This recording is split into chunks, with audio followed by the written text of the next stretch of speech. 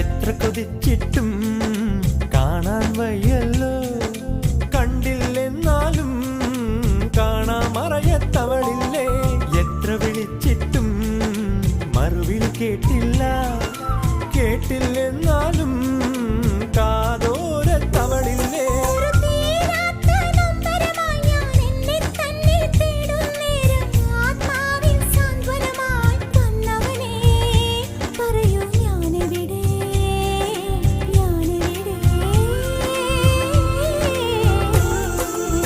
മിഴികൾക്കിന്നെന്തു വെളിച്ചം, മൊഴികൾക്കിന്നെന്തു തെളിച്ചം കാണാമോ ഒരു മായാജാല പെൺകുട്ടി.